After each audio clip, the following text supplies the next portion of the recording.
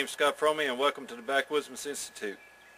Well, this morning it's springtime, and of course it's about 25 degrees out right now, but the daytime temperatures is rising up close to 40, so that means that the sap's starting to rise. When the sap's starting to rise, that means it's time to make maple syrup.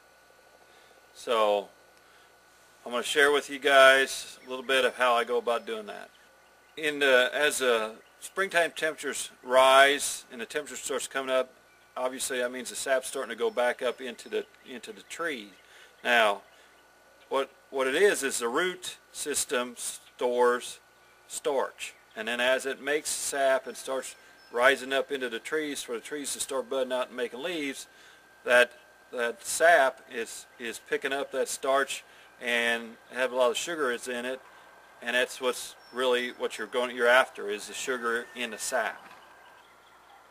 I would assume that you could probably make syrup out of a lot of different types of trees, but the main tree that they make maple syrup from is the maple tree, obviously. And why is that? Well, the maple tree, its sap has the highest content of sugar in it. It's probably up to maybe 2%. On some trees, on ideal situations, probably maybe a little bit more, and that way you don't need to do a whole lot of boiling down. Now, it takes quite a bit of sap to make maple syrup. The batch I did just yesterday, I had 2 buckets of sap, and it gave me maybe 1.5 pints of syrup. So that's how much boiling down it's going to take to get your syrup.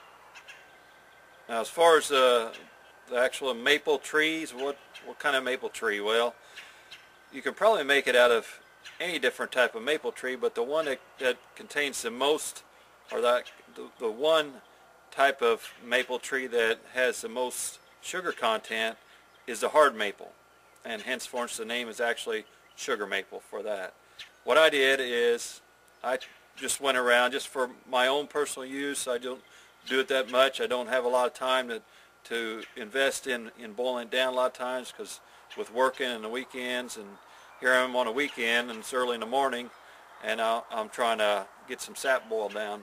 So I go around and I'll find me about 4 or 5 trees, hard maple trees, and then I'll tap them, and usually that gives me enough sap to keep me busy, you know, as far as on a small scale that I work on. Like I said, I'm just making maple syrup for my own use, so I just don't tap too many trees. Sometimes 4 trees on a good warm day, temperature gets up there, that sap's really running, that'll get you maybe at least 2.5 buckets of sap to work down.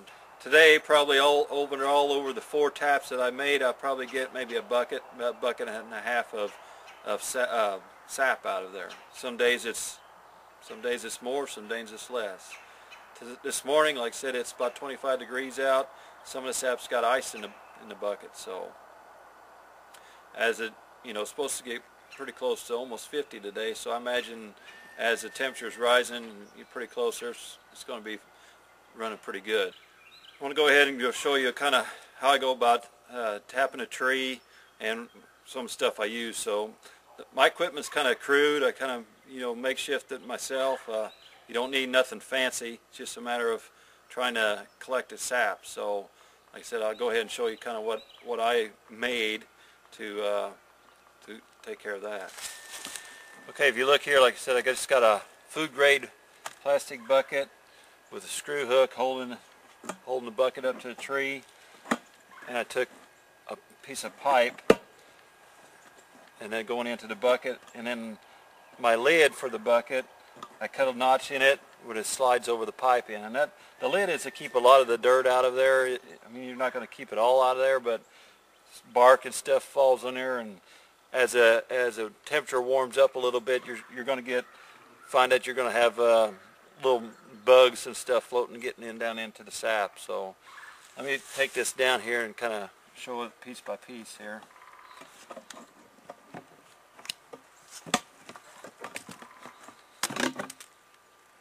Okay, I just took a piece of PVC pipe, 1/2-inch PVC pipe, and I drilled a 1/2-inch hole in there, kind of at a upwards angle in there, and then that's what the all the sap is around the outer edges, outer 1.5 inches of the tree. That's where all the sap runs up and down at. So you tap into that maybe 1 inch, 1.5 inches to 2 inches, drill your hole, stick your whatever kind of spigot you got in there. Like I said, this one's just a PVC pipe. Got it in there. Like I said, then I put my screw hook in. That's what's going to hold the handle of my 5-gallon bucket on top. Now to go ahead and empty this bucket of some of this sap out of here. Now the sap, if you notice, watch, it's almost like water, just pure water. That's what it looks like.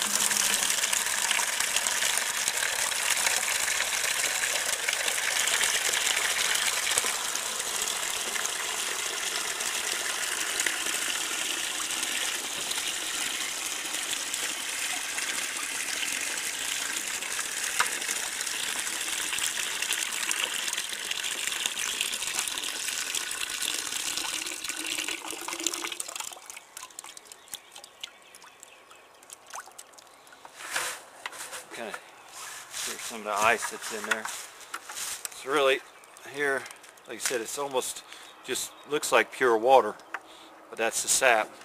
Got probably maybe a half a 5-gallon bucket out of that one tap. I'll go ahead and put this back on the tree. Let's see if I can't show you guys a little bit how the sap dripping out of the end of that pipe is. Like I said, right now it's probably about 27, 28 degrees, but once its temperature warms up quite a bit and the sap starts running, it's got a pretty good drip to it. So you check your buckets about every day. You know, you'll have, good warm day, you'll have quite a bit of sap in there.